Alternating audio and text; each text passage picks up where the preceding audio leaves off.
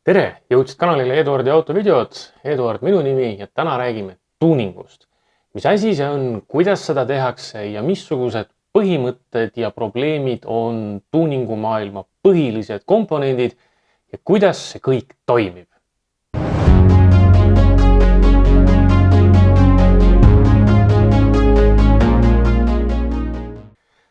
Tuuning kui selline on üks hästi huvitav sõna, see kohe kindlasti ei ole eestikeelne, pärineb see loomulikult inglise keelest ja ilmselt algas see ikkagi muusikainstrumentide maailmast, kus oli vaja saavutada teatud heliline tasakaal, et noodid kõlaks õigesti.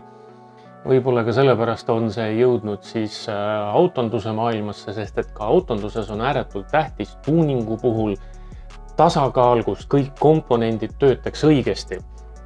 Tuuningu all me loomulikult eeskätt mõtleme igasugust võimsuse kasvatamist või auto modifitseerimist teatud eesmärgile, aga täna räägime mootorite tuuningust ja mis lugu see täpsemalt on. Kõige lihtsamalt võiks öelda, et tuuning on kütuse, õhu ja ajastuse tasakaalu optimeerimine. Kui me räägime tuuningust kui sellisest, siis jah, see on kütuse, õhu ja ajastuse optimeerimine. Ja eeskätt ikkagi mõtleme meie sellised petrolheadid, nagu me oleme tuuningu all võimsuse kasvatamist, aga tegelikult tegelevad tuuninguga kõige rohkem ja kõige aktiivsemalt autotehased. Sest et autotehastel on vaja mingisugune konkreetne tükk mootorit mahutada teatud saasteklassidesse, teatud müraklassidesse ja ka teatud võimsuse alla, sest et kas ei ole imelik, et väga-väga paljud mootorid on tegelikult samasuguse võimsusega ja ometi ei ole ju kõik autotootjad ühesugused, igal tootjal on omad tehnoloogiad, omad nüansid, kasutatakse erineva suurusega mootorid, erinevate silindri arvudega, turbodega ilma ja ometi väga tihti on samasugused kilovatid. See on tihtilugu seotud hoopistükkis eri riikide, eri regioonide normatiividega, kus kas on teatud automaksud, kindlustuse hinnad või midagi on sellega seotud, et teatud nagu lävendid on alati sellega seotud. Ja loomulikult autotootjal on vaja tuunida enda mootorid siis ka vastavalt nii, et need oleksid vastupidavad. Jah, see on tänases maailmas juba omaette sükene must huumor, aga sellegipoolest on vaja saavutada teatud vastupidavus, on vaja saavutada müranormid ja asjad ja seda kõike siis tuunitakse nii, et see täpselt nii toimiks. Aga meie loomulikult tahame tuuningu all näha mingisugust võimsuse kasvatamist, upgrade'i. Ja võtame siis selle teema pulkadeks, kuidas käib siis võimsuse kasvatamine. Aga hea küll, hakkame siis näitlikult tuunima. Me teame, mis on meie 3 kõige olulisemat komponenti ja nii. Lisame siis kütust. Ma ei hakka sulle tooma reaalsetest tarkvaralistest programmidest näiteid, kuidas näiteks mina ise seda kõike teen, sest et need on kõik üle reha ja üle kohati ka päris kallite kogemuste tulnud infod, aga üldjoontes, et sa aru saaks, kuidas see maailm käib ja kui keegi sulle mingisugust tuuningu juttu räägib, siis vähemasti ehk oskad aru saada, kas sulle aetakse mingisugust ussisõnu või jutt käib päriselt tuuningust. Aga niisiis, 3 maagilist komponenti. Nii, tõstame kütuse hulka. Nii, meil on nüüd segu rikas, meil on õhku juurde vaja. Turbomootori puhul on see suhteliselt lihtne. Tõstame turborõhku, kuigi on oluline aru saada, et turborõhk ei ole otseselt seotud õhu hulgaga, sest et mootoril tegelikult kui põlemiskambrisse päris sügavale sisse vaadata, põlemiskambril on suhteliselt ükskõik, mis see laaderõhk on. Oluline on õhu mass. Aga see on natukene keerulisem teema. Lihtsalt, et päris spetsialistid, kes seda videot vaatavad, ei hakkaks nina krimpsutama, et ma ajan need 2 väga olulist asja segamini. Jääme selliste rahvalike põhimõtete juurde. Niisiis, me anname kütust juurde, me anname õhku juurde ja meil ju justkui peaks olema ju täiesti ideaalne kütusesegu olemas. Meil on rohkem kütust, kütus meil on ju ometigi see põhiline energiaallikas. Aga nüüd tekib meil uus probleem. Meil on rohkem õhku, rohkem kütust põlemiskambris, mis tähendab seda, et jällegi ennast natukene banaalselt, aga arusaadavalt lihtsalt väljendades, pauk nüüd silindris käib natukene kõvem. Häda on aga selles, et see lisakogus kütust vajab ka lisaaega, et ära põleda. Ja nüüd jõuame selle sama ajastuse juurde. Meil on vaja natukene siis süütenurka tuua varasemaks, ehk siis olenevalt mootori tüübist, kas meil on diisel- või bensiinimootor parasjagu käsil, kas siis süütehetke või pritsehetke natukene tuua varasemaks sellest, kus ta algselt oli, et kompenseerida seda lisaaega, mida nüüd see lisakütus vajab. Siin aga lähebki tavaliselt asi väga keeruliseks ja need on need kohad, kus diisel- ja bensiinimootorid väga radikaalselt hakkavad erinema. Ei saa öelda, kumba on lihtsam tuunida või kumba on raskem. Häid tulemusi saavutada on mõlemal puhul täielik teadus, aga võtame siis asja veel sügavamalt pulkadeks. Mida tuuningu puhul taotletakse, nagu ma alguseski ütlesin, see on see optimaalne kütuse ja õhu vahekord optimaalsel ajastusel. Miks see ajastus siin ikkagi on nii oluline? Las ma seletan. Kui sa suudad omal visualiseerida seda mootori kõige printsipiaalsemat liigutust, kus kolb jalutab üles-alla, siis meil on vaja, et selle kütuse süttimises tekkinud rõhk, mis nüüd meil hakkab seda kolbi alla suruma, et see rõhu maksimum, kui kogu kütus on jõudnud süttida ja saavutanud põlemiskambris maksimaalse rõhu, et see rõhu piik satuks teatud kraadidele väntvõlli pöörlemisnurga suhtes, ehk siis kolb on alustanud juba alla liikumist, aga mitte veel täitsa üleval, aga mitte ka täitsa all. Et ta oleks just selles magusas kohas, et ta saaks sõna otseses mõttes suruda seda kolbi jõuga alla.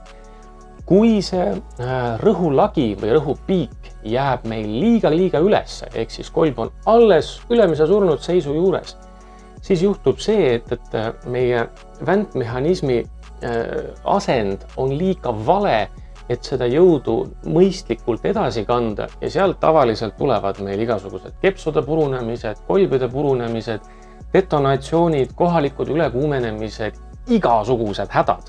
Ja siin ei olegi enam vahet, kas tegemist on diisel- või bensiinimootoriga. Kui see asi käib liiga vara, siis see mootor hakkab nii-öelda iseendale vastu käima, sest et mootori mehaanilised komponendid ei ole jõudnud veel asendisse, kus nad on valmis seda jõudu vastu võtma ja edasi kandma. Sest et sama see kolb ja see keps ja see väntvõll, nad ei tooda jõudu. Jõud on see sama rõhk, mis tekib kütuse ja õhu põlemisest. Kolb ja keps ja väntvõll on lihtsalt mehaanilised komponendid, mis tõlgendavad selle gaasi plahvatusest tekkinud rõhu siis mehaaniliseks võimsuseks, mida me siis väntvõlli pealt saame ära võtta ja läbi käigukasti suunata siis vedavatesse ratastesse, ehk siis see on see, mida me lõpuks naudime.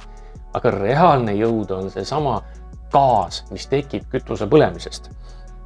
Nüüd siis, kui me aga saavutame selle rõhulae liiga hilja, et meil on kolb juba jõudnud üsna kaugele sellest jutumärkides magusast kohast, siis aga juhtub see, et põlemiskamber laieneb juba niivõrd suureks, et see rõhk, mis sinna sisse tekkis, ei avalda enam kolbile nii suurt jõudu, kuna kolb on juba piisavalt kaugele jõudnud ning kamber on läinud niivõrd suureks, et see sähvakas, mis seal sees käis, see lihtsalt hajub kogu kambri peale laiali, mitte ei suru enam otseselt kolbi. Lisaks tekib seal veel üks teine väga negatiivne efekt ja see on see, et kui kolb juba hakkab meil lähenema alumisele surnud seisule, siis hakkavad avanema ka väljalasteklapid, ehk siis me laseme kogu selle väärtusliku kuumuse, mis me tekitasime, tootsime selle gaasirõhu, laseme selle kõik otse korstnasse ilma, et me oleksime sellega surunud kolbi mida me tegelikult kõige rohkem vajame selleks, et toota adekvaatset võimsust. Ehk siis ajastus muutub siin väga-väga oluliseks. Ehk siis ühes äärmuses me raiskame jõudu, meil on metsikult kuumad heitegaasid, mis loomulikult tekitavad uusi probleeme, aga see ei ole nagu otseselt destruktiivne, see muutub aja jooksul muidugi selleks, aga kui me läheme teise äärmusesse, et see juhtub meil liiga vara, siis juhtub selline lugu, mille kohta ütleme siis tänavakeeles öeldakse, et me laseme selle paja laiali. Nii kipub juhtuma. See on see kõige üldisem põhimõte, aga luba ma seletan sulle selle kütuse, õhu ja ajastuse veel omakorda jupphaaval laiali. Päris tuuningumaailm ei ole muidugi nii lihtne, nagu ma sulle seda nüüd siin üldjoontes olen seletanud ja jätkan seletamist, aga lihtsalt, et sa saaksid aru. Kütus on meil otsene energiaallikas. Õhk on meil siis vahend, millega me seda kütust põletame. Ja ajastus määrab ära selle, millal me selle põletame. Aga nüüd läheb asi keerulisemaks. Selles mõttes, et kütust juurde, seega meil energiapotentsiaal suureneb. Nii kütust juures, segu rikas. Tingimused ei ole optimaalsed. Õhku juurde, tingimused optimaalsed. Ajastus läheb paigast ära. Korrigeerime ajastust, asi timm. Hästi lihtsustatud kujul bensiinimootorite maailmas see põhimõtteliselt nii ongi. Loomulikult see ei ole nii lihtne, aga kui need 3 põhiasja on täidetud, ehk siis kütusekogus on õige, õhukogus on õige, süütehetk on õige, siis tegelikult bensiinimootori tuuning on siin juba suures osas õnnestunud. Diislitega aga läheb asi nagu väga palju keerulisemaks. Sest et kui bensiinimootoril on meil võimalik süütenurgaga mängida seal ütleme tühikäigust kuni maksimumpööreteni, ütleme sükse korraliku mootori puhul, mis seal laulab rõõmsalt üle 7000 pöörde, meil ei ole mitte midagi imelikku näha, kui meie süütenurk varaneb tühikäiguga võrreldes seal lausa 50 kraadi või isegi rohkem, mis tundub päris absurdselt palju. Aga miks ta siis varaneb? Küsimus oligi see, et mida ma enne proovisin sulle seletada, ega ma vist ei saanud päris hästi hakkama. Meil on kütust rohkem, seega meil on vaja rohkem aega, et see ära põletada just samaks hetkeks, kui see kolb on jõudnud sinna õigesse kohta. Aga nüüd läheb asi imelikuks ja see on ka diislite puhul täpselt sama probleem. Meil on rohkem kütust, seega meil on vaja rohkem aega, et see ära põletada, aga suurema võimsuse tootmine käib suurematel mootoripööretel, ehk siis me liigume korraga 2 üsna ebameeldivas suunas. Meil on vaja rohkem ära põletada vähema ajaga. Et see on päris konfliktne olukord ja see üldjoontes ongi mootoritel selline loomulik füüsiline pöörete piiraja. Ja jätame mingid F1 mootorid ja asjad kõrvale, kus on inseneridel kummist eelarved ja muud rõõmud, aga ka seal kehtib füüsiline pöörete piir. Vist üle 20 000 ei olegi saavutatud, sest et lihtsalt see kütuse süttimisaeg ja põlemiskiirus lõpuks seab piiri, aga 20 000 pööret loomulikult tänavamootorite maailmas ei ole tulnud ja ilmselt ei ole ka kunagi tulemas.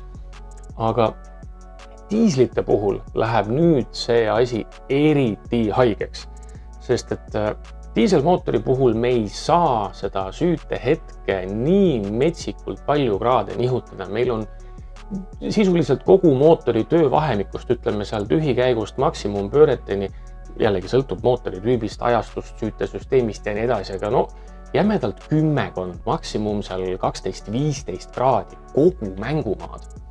Kui meil bensiinimootoril on sisuliselt 4 korda rohkem.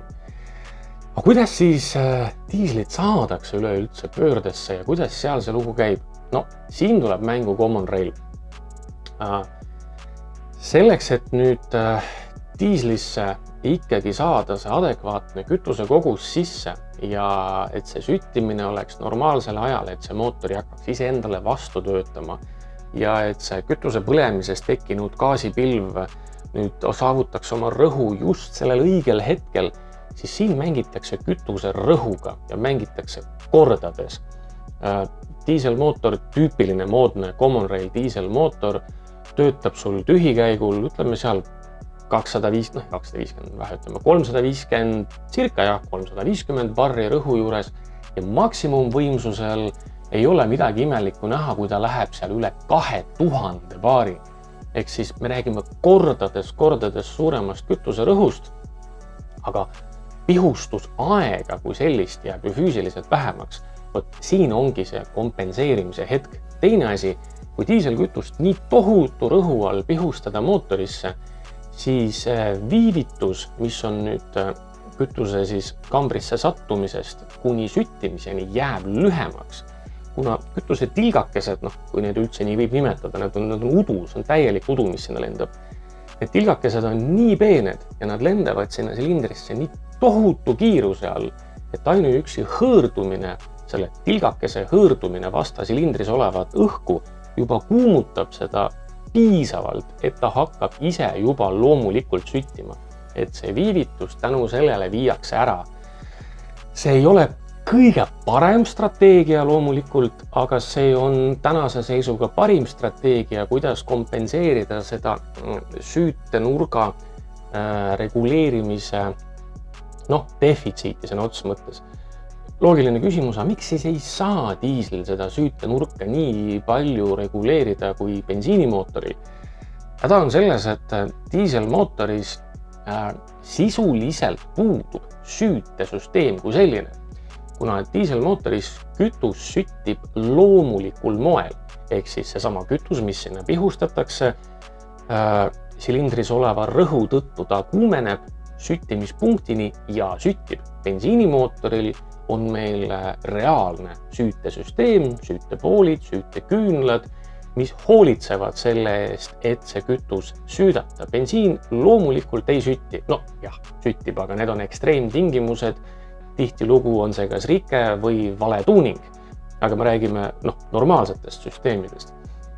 Siis diislil me ei saa kuidagi seda momenti kõrvale viia ja kui me viime selle süüte liiga varaseks, et kompenseerida seda aega, ehk siis et tõsta ka pöördeid ja kõik see lugu, siis meil hakkab pauk käima enne õiget hetke ja mootor hakkab iseendale vastu töötama. Seega me alati jääme sinna suhteliselt kitsasse vahemikku ja see on see, mis teeb diislituuningu nii neetult keeruliseks, kui me lähme juba suurte võimsuste juurde ja suurte mootoripöörete juurde.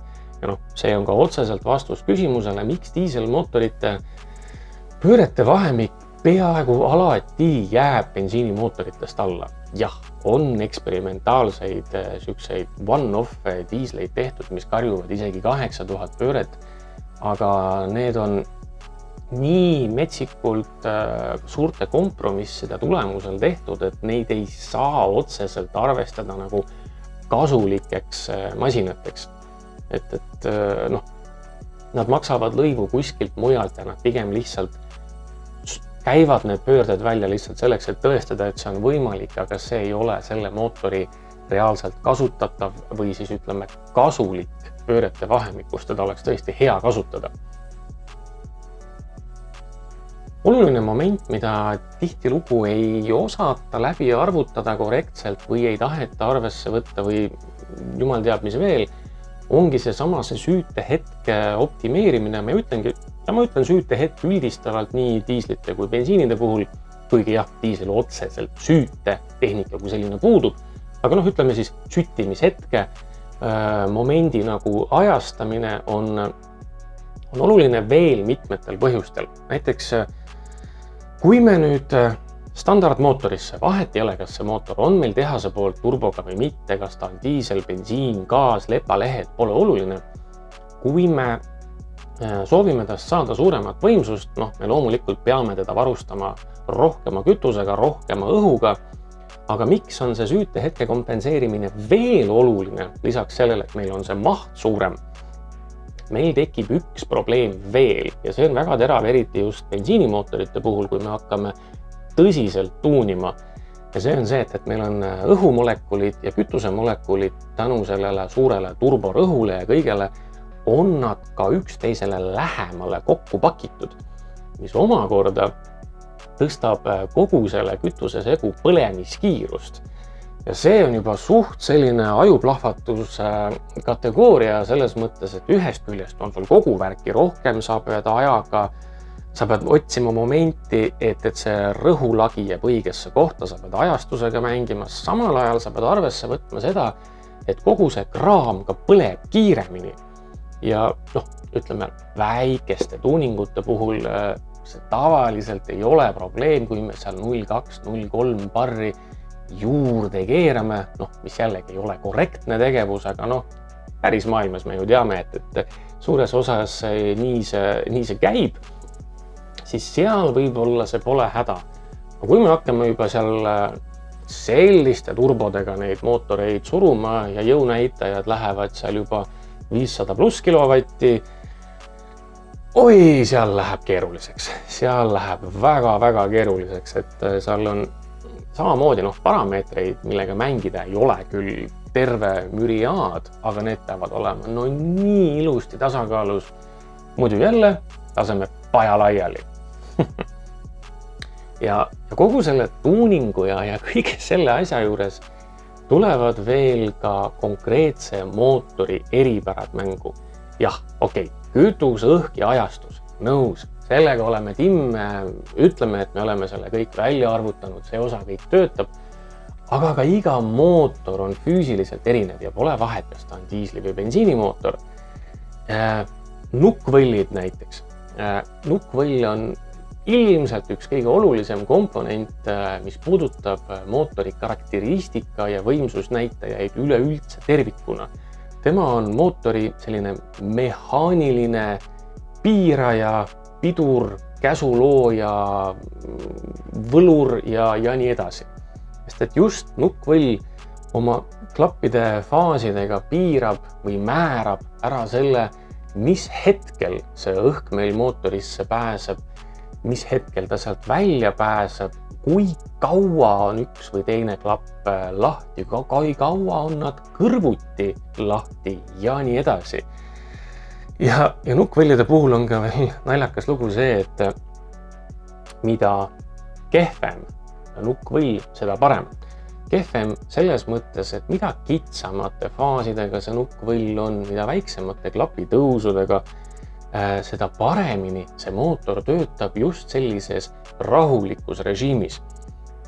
Sa oled kindlasti käinud mõnel motospordivõistlusel, näiteks kiirendusel või lõppkiirusvõistlusel või kas või mingisugust krossi või asja vaatamas käinud ja siis sa märkad, et need masinad, mis on tõeliselt võimsad elukad, neil pole ju tühi käiku ollagi, aga ometi maksimumpöörded on kosmilised ja võimsusnäitajad on ei midagi muud kui muljet avaldavad.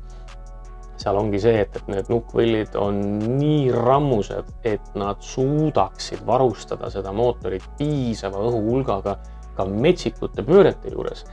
Aga need omakorda maksavad lõivu sealt alt otsast, ehk siis tänavaautodele nad tegelikult väga ei sobi. Loomulikult on olemas igasugused muutuva tõusuga klapi ajamissüsteemid, muutuva ajastusega süsteemid, need kõik proovivad seda kompenseerida, seda sama momenti, aga siiski kaldun jälle kõrvale, aga tulles põhiteema juurde, nukkvõll on meil väga oluline tegur. Teine moment, mis jällegi kogu selle tuuningu suhteliselt pea peale pöörab, ütleme, sa tegid ühe mootori väga edukalt ära, rakendad täpselt sama põhimõtet järgmise peal ja see sunnik lihtsalt ei tööta või lendab laiali. Seal on veel ka siis mootori sisemine arhitektuur või siis ütleme väntmehhanismi geomeetria.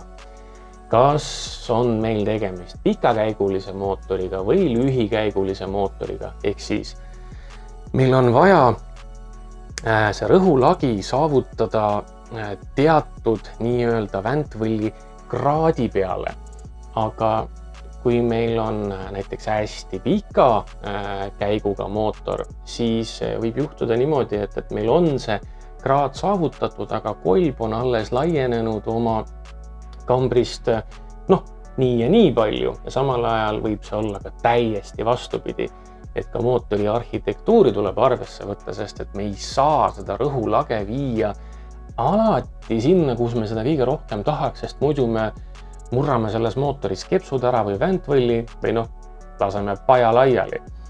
Et see on pidev selline kompromisside vahel laveerimine, mis teeb selle loomulikult hästi-hästi põnevaks ja ka ütleme algajale ka tohutult keeruliseks, sest et tuuning on teema, mida ei saa väga õpikust paberi pealt õppides. Sa pead suutma seda mootorit omal visualiseerida, et kuidas ta töötab, mis hetkel, mis asjad juhtuvad. See lihtne põhimõte, et kütsi juurde küll läheb. See on midagi sellist nagu elutoas lõket teha toa kütmiseks. Toa saad soojaks, aga tõenäoliselt ühe korra. Nagu sellest kõigest kütuse koguse optimeerimisest, ajastusest, kõigest sellest veel vähe oleks, siis tegelikult suurimad probleemid kogu sellest tuuningu maailmas hakkavad loomulikult sellest samast tuuningu enda tulemusest. Sest kui me tahame võimsust kasvatada, meil ilmselgelt tõusevad silindrites rõhud ja meil tõusevad seal temperatuurid. Ja nende asjade ohjamine on alles tõeline, ütleme maagia. Tegelikult on see loomulikult teadus, aga mida kõrgemale me oma võimsustega ronime, mida kõrgemale me pööretega ronime, seda tundlikumaks kogu see tasakaal muutub ja suurimad probleemid on siin rõhk, mitte siis kütuse rõhk, vaid selle sama kütuse põlemise, ütleme lihtlabaselt plahvatuse rõhk ja ka selle kütuse põlemise temperatuurid. Siin hakkavad tõelised probleemid. Ja see on ka huvitav koht, kus jälle bensiini- ja diiselmootorite maailma teineteisest 100% lahku jooksevad. Diiselmootor erinevalt bensiinimootorist on selline huvitav kaabakas, et mida rikkam on kütusesegu, ehk siis mida rohkem on meil kütust õhu suhtes, seda suuremaks läheb põlemistemperatuur. Bensiinimootor töötab siinkohal täpselt vastupidi.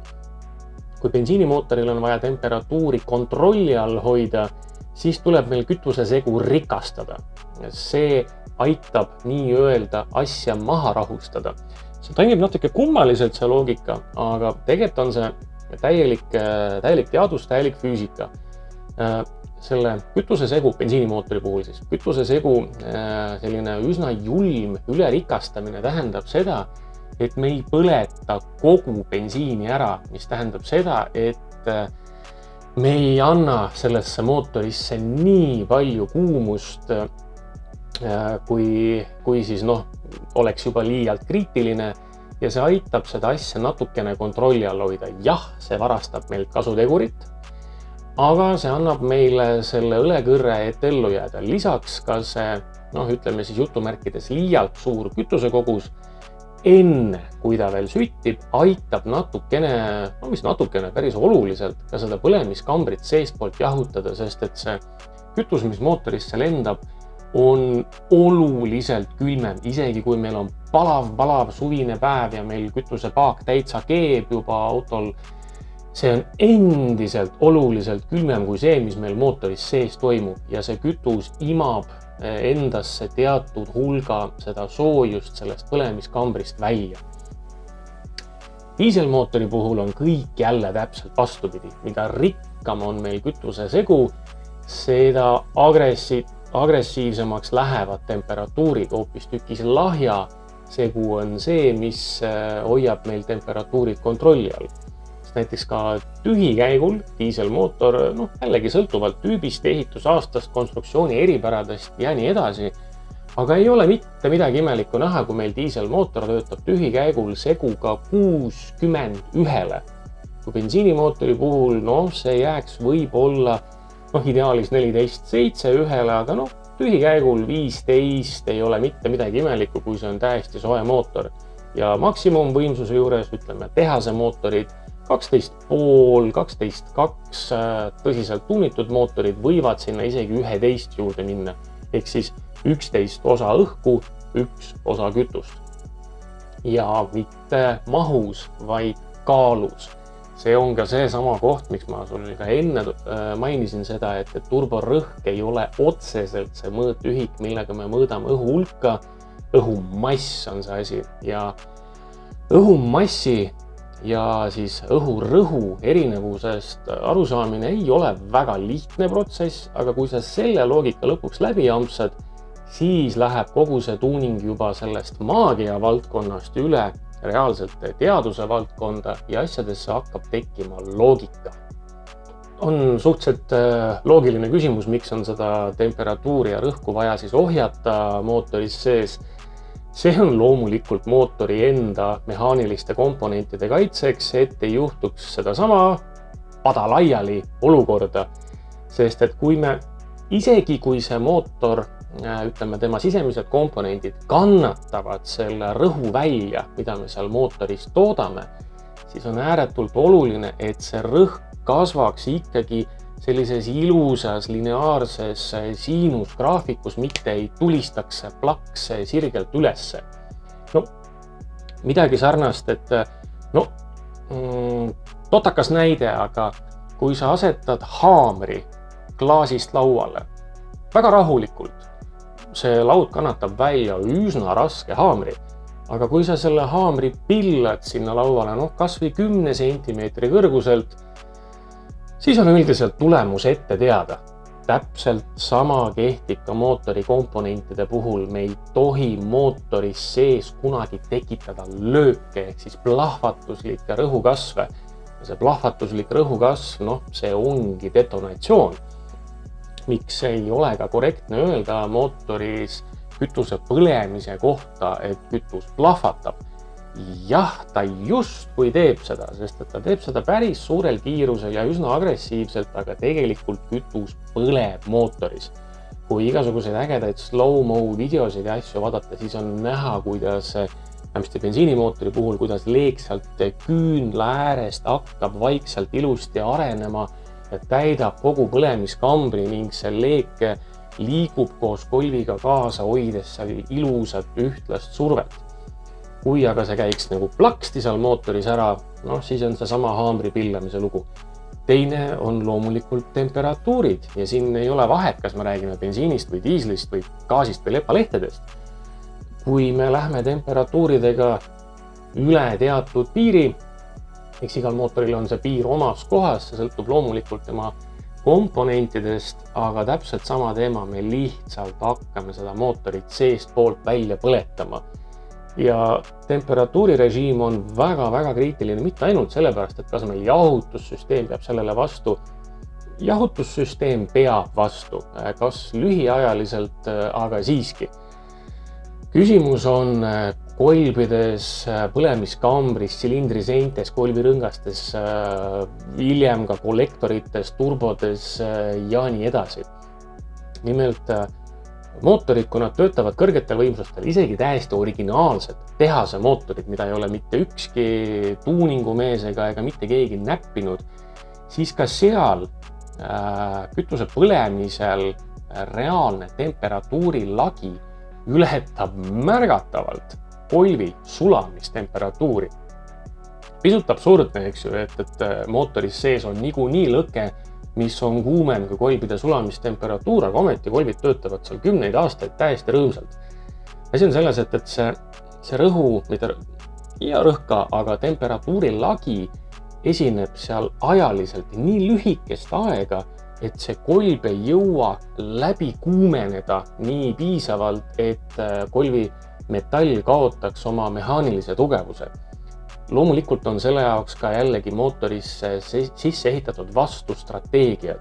Meil on olemas kolbide jahutuseks õlipihustid, meil on see bensiinimootori puhul natukene rikas segu, mis aitab seda kuumust sealt natukene välja imeda ja nii edasi ja nii edasi, et meil on nagu strateegiad, aga tegelikult sa kujutad ette, kui väikesed on meil seal selles mõttes need varud, kui meil niikuinii on lõke kuumem, kui see pada põhimõtteliselt kannatab. Siin juba flirditakse füüsika ja keemia nagu piirimail ja see on see balanss, millega flirtimine on see kõige suurem teadus ja see on ka see hetk, kus inglise keeles öeldakse make it or break it. See ongi tuuningu tõeline teadus. Vähe sellest, et mootorite füüsilised karakteristikad on kõik erinevad, nukkvõllid, klapifaasid, kolvi asend, väntvõlli suhtes ja nii edasi. Pärismaailmas on vaja veel silmas pidada ka heitgaaside temperatuure, meil on vaja silmas pidada laade temperatuure, õhu voolavuskiirust, mille jaoks ongi meil need muutuva geomeetriaga kollektorid ja kõike seda, siis peab veel CO-d, NOx-i, HC-d ja kõiki neid asju ka arvestama ning lisaks sellele, mis temperatuuride juures see kõik töötab. Kui meil on ideaalne tuuning tehtud näiteks 22-kraadises toas, kas see jama meil ka -15-ga käima läheb? See on kõik see, millega tehased hommikust õhtuni kaklevad ja seepärast ma ka ütlesin, et nemad on kõige suuremad tuunijad üleüldse. Aga kokkuvõtvalt mul jäi praegu ennast kummitama üks küsimus, et ma rääkisin sulle sellest tuuningust kui üsna keerulisest asjast, aga ometi me teame seda, et kusagil seal 4 kortermaja eemal on Deniss, kellel on E34 525 TDS, kes natukene toksas kõrgsurve pumpa peale, lasi angerja tagant välja ja nüüd kets põleb all igal ristmikul, ehk siis tal ju ometi autol võimsus kasvas. Jah, kasvas küll, aga see on see sama elutoas lõkke tegemine. Miks tal see jama õhku ei lenda, on pigem asi selles, et see on niivõrd vana ja robustne mootor ja see kütusesüsteemi optimeerimine ei saa öelda, ütleme, muutmine ei ole niivõrd suur asi selle mootori juures. Jah, tal tõesti võimsus kasvas seal 15-20 kilovatti, see ei ole nüüd see, mis selle vana malmist paksu mootori keskelt pooleks murrab. Küll aga probleeme see talle tegelikult tekitab. Esiteks, kuna ta on sükene tuhapuhur, siis tal õli reostub oluliselt kiiremini, tal turbokompressor tunneb ennast suhteliselt sandiste, sest sinna pumbatakse sihukest põrgu kuuma talle sisse, et kaua see pulli ei kesta ja nii edasi, efektiivsuse probleemid. Ja lisaks tänasel mootoril, see oleks sisuliselt mõeldamatu, sest et me hävitaksime kogu keskkonnatehnika ja jumal teab, mida veel selles mootoris ära, kui me teda nii, sõna otseses mõttes haamriga tuuniks. Kokkuvõttes, tuuning ei ole maagia, tuuning on teadus ja pealekeeramine ei ole tuuning. Kui sa tahad sellel tuuningu teemal rohkem midagi teada saada, siis sa leiad video alt minu kontaktid, võin vabalt aidata sul mõne faili korda teha, see ei ole üldse küsimus. Aga põhiliselt, aitäh sulle, et sa leidsid selle video läbivaatamiseks aega, loodan, et sa said midagi uut teada, said aru, mis üldised põhimõtted tuuningu maailmas valitsevad ja loomulikult näeme peagi.